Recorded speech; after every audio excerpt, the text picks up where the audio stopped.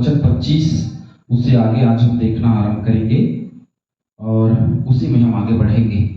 चलिए क्लास में चलते हैं। उससे पहले चैनल को लाइक करें, सब्सक्राइब करें, शेयर करें। जैसे कि हम लगातार प्रेरितों के काम में पौलुस के ऊपर जो नालिश हो रही है उसको हम देख रहे हैं और लगातार हम देख रहे हैं कि कैसे उस पर नालिश की गई और कैसे उस पे झूठे इल्जाम लगाए गए और उसके बातों का जवाब पौलुस जो है वो दे रहा है। आगे कहता है, इससे मैं आप भी यत्न करता हूं कि परमेश्वर की और मनुष्यों की ओर मेरा विवेक सदा निर्दोष रहे।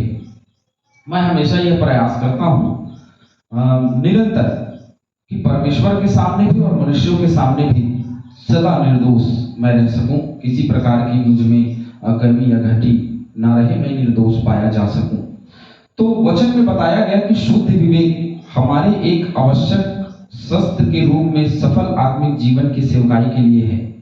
और सचमुच में जो हमारा शुद्ध विवेक है ना, ये बहुत बड़ा अस्त्र है, ये बहुत बड़ा शस्त्र है हमारी सेवकाई में आगे बढ़ने के लिए, सेवकाई को आगे बढ़ाने के लिए। दूसरा कुरिन्थियों 1:12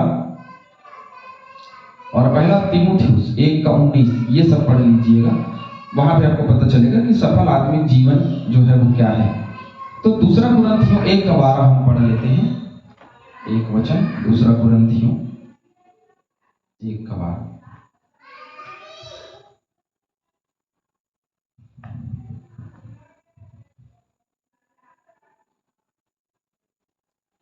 क्योंकि हम अपने विवेक की इस गवाही पर घमंड करते हैं कि जगत में और विशेष करके तुम्हारे बीच हमारा चरित्र परमेश्वर के योग्य ऐसी पवित्रता और सच्चाई सहित था जो शारीरिक ज्ञान से नहीं परंतु परमेश्वर के अनुग्रह के साथ था। तो क्योंकि इसलिए हमारा विवेक शुद्ध है और इसलिए हम शुद्धता बरतना चाहिए हमको सेवकाई में, क्योंकि परमेश्वर के अनुग्रह के द्वारा ये सब कुछ हमारे जीवन में हुआ है। तो उसके अनुग्रह को समझना हमारे जीवन में बहुत बड़ी बात है। जो उसके अनुग्रह को समझता है वो शुद्ध विवेक से काम करता है। कुछ बातें हैं जिसको मैं रखना चाहता हूं। दो बातें इस वचन के लिए। एक अच्छे विवेक के अंतर्गत आत्मा का भीतरी आनंद आता है। एक अच्छा विवेक रखने वाला, शुद्ध विवेक रखने वाला आत्मा के भीतरी आनंद का स्वाद लेता है ना। बाहरी आनंद का जैसे पहनना ओढ़ना आलीशान सारी चीजें रहना उसमें नहीं, परंतु आत्मिक आनंद की भूख में रहता है जिसका विवेक शुद्ध होता है। और जिसका विवेक शुद्ध नहीं रहता भैया, उसको आत्मिक आनंद से कोई लेना देना नहीं है। वो फिर अपने हिसाब से काम करता है और अपने हिसाब से संसारिक जीवन बिताता है। लेकिन जो शुद्ध विवेक से काम करते हैं, जैसे पौलुस ने कहा कि मैंने परमेश्वर में अपने जीवन को शुद्ध विवेक से बिताया है, और वही शुद्ध विवेक है जिसके अंतर्गत हम भीतरी आनंद का अनुभव करते हैं। जब हम जानते हैं कि परमेश्वर हमारे किसी सोच और कार्य से दुखित नहीं है, तब हम कह सकते हैं कि हाँ, हमने शुद्ध विवेक का जीवन जिया है। भजन संहिता 32:1, भजन संहिता 32:1।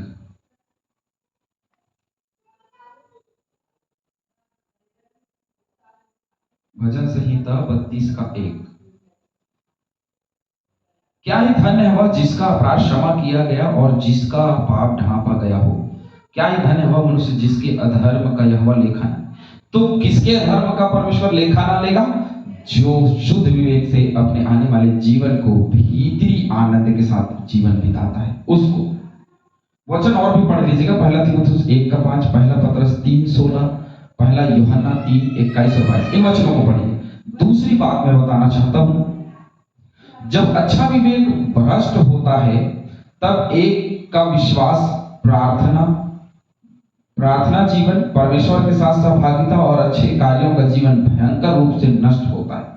यदि एक अच्छा विवेक, शुद्ध विवेक यदि भ्रष्ट कर दिया जाता है या भ्रष्ट हो जाता है, तो उसके बाद उसकी प्रार्थना में जीवन, उसके विश्वास का जीवन, परमेश्वर में सहभागिता का जीवन बुरी रीति से नष्ट हो जाता है। पहला तीमुथियुस 1:19 पढ़ लीजिएगा उसके लिए, जिसका परिणाम उनके विश्वास रूपी जहाज का डूब जाना होता है। तो जो विश्वास रूपी हमारा जहाज है या जिस विश्वास के साथ हम अपना जीवन बिता रहे हैं, वो विश्वास में कमी देखने को मिलती है। पहला तीमुथियुस 1:19।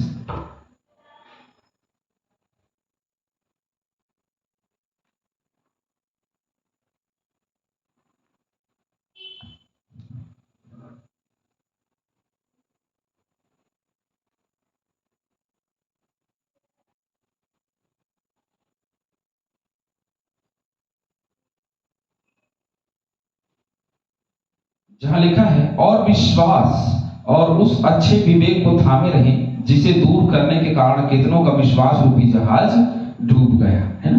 तो यदि हम अपने शुद्ध विवेक को अपने जीवन से अलग करते हैं, दूर करते हैं, तो हमारे विश्वास रूपी जो जहाज है, नैया है, वो डूब जाती है। और यदि हमको उसको बचाना है, उस नैया को डूबने से रोकना है, तो एक ही रास्ता है कि अपने जीवन को शुद्ध विवेक से अपने जीवन को बिताएं, ताकि उसके साथ आप लगातार बढ़े रहें, शुद्ध विवेक का जीवन जीते रहें। और यदि हम नहीं जी पाते हैं तो गड़बड़ियां होती हैं। पहला तीमुथियुस 1:5 भी हम पढ़ते हैं, जहां लिखा है आज्ञा का सारांश यह है कि शुद्ध मन और अच्छे विवेक और कपट रहित विश्वास से प्रेम उत्पन्न होता है। यदि हमारे जीवन में प्रेम उत्पन्न करना है तो भी शुद्ध विवेक की आवश्यकता, और प्रेम बिना कुछ नहीं कर सकते। क्योंकि प्रभु यीशु मसीह ने कहा कि उसने कहा कि अपने तन मन धन से परमेश्वर से प्रेम रखो। तो प्रेम वही रख सकता है जिसका विवेक शुद्ध होगा। यदि विवेक शुद्ध नहीं होगा तो फिर वो नष्टता के कगार में बढ़ता चला जाएगा। हालेलुया।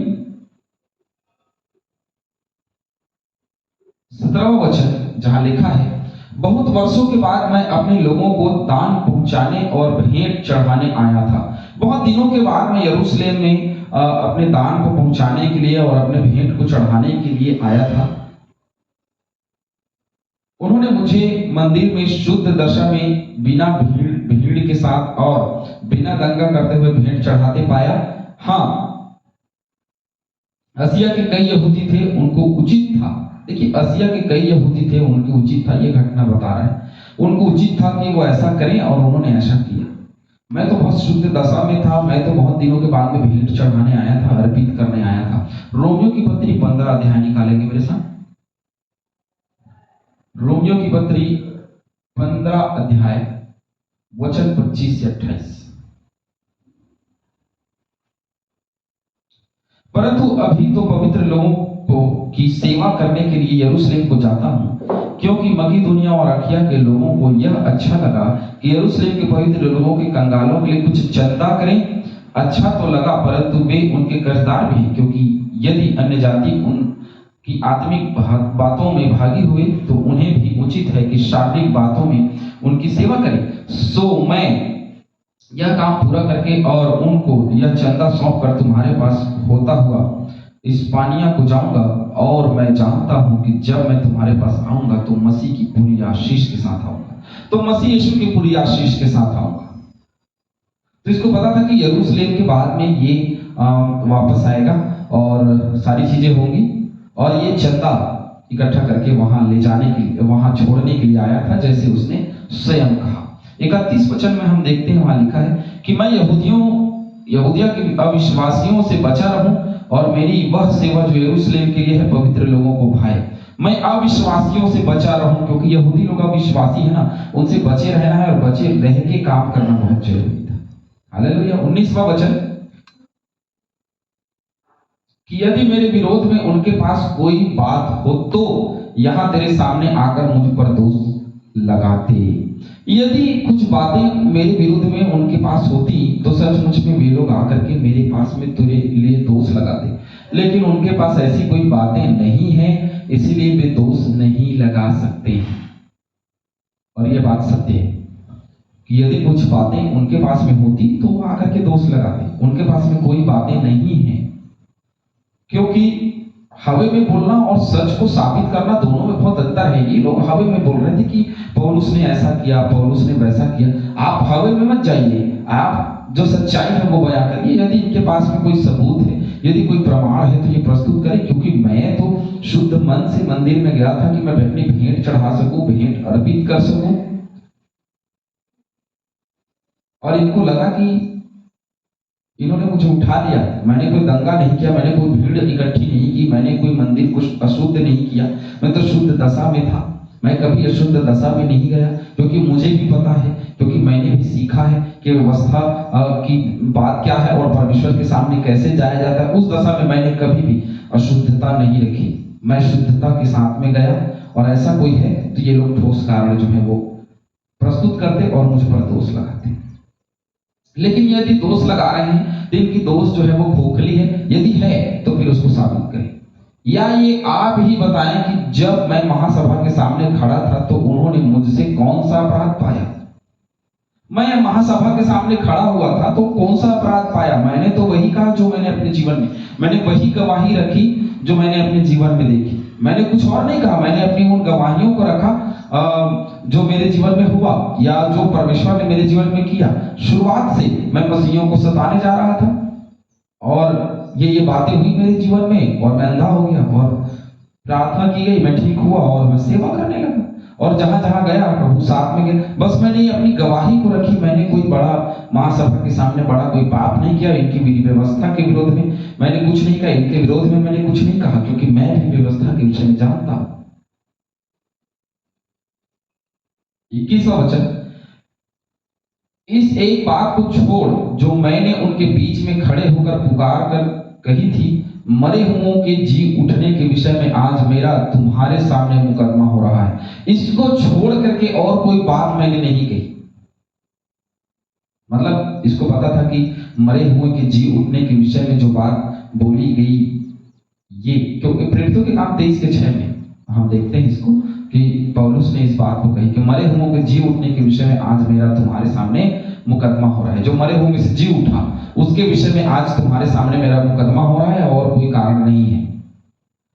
तो फेलिक्स ने जो इस पद की बातें ठीक ठीक जानता था, उन्हें यह कहकर टाल दिया, जब पलटन का सरदार लूसियास आएगा तो तुम्हारी बात का निर्णय करूंगा। अब फेलिक्स जो है वो भी पौलुस के पक्ष में था और इस पंथ को बहुत अच्छे से ठीक ठीक जानता था कि कैसे इसकी सेवा होती है, कैसे ये लोग प्रचार करते हैं और क्यों प्रचार करते हैं, कैसे प्रचार करते हैं, किस जी उठने के विषय में ये बात हो रही है, किसके जी उठने के विषय में ये बात हो रही है, वो सब कुछ फेलिक्स जो है वो पहले से समझता और जानता था।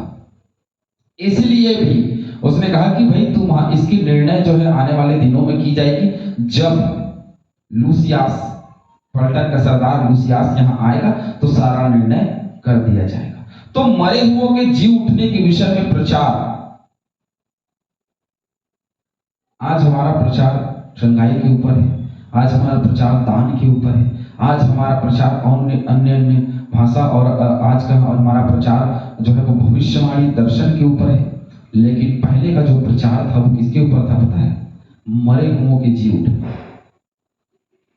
जैसे यीशु मसीह मरा और जिलाया गया वैसे तुम भी जिलाए जाओगे। मरोगे तो सही लेकिन तुम भी जिलाए जाओगे। यही एक आशा है और यही प्रचार करने का एक रास्ता है। अंत के दिन में हम जिलाए जाएंगे, भले ही आज मर जाएं लेकिन अंत के दिन में हम जी उठेंगे। यही आशा तो कहता है मैं धर्मी और अधर्मी, आशा यही कि धर्मी अधर्मी दोनों जी उठेंगे और यही आशा रखता है और इसी आशा को रख करके हमारे सुसमाचार के प्रचार का बेस होना चाहिए। लेकिन आज हम कहीं और जा रहे हैं, किसी और प्रचार की बात कर रहे हैं। लेकिन शुरुआत के दिनों में केवल यीशु मसीह के मारे जाने, गाड़े जाने और जी उठने के विषय में ही प्रचार हुआ करती थी। आज मेरे और आपके सुसमाचार का बेस भी वही होना चाहिए, वही लक्ष्य होना चाहिए कि मैं मरे हुए में से जी उठने का प्रचार कर सकूं।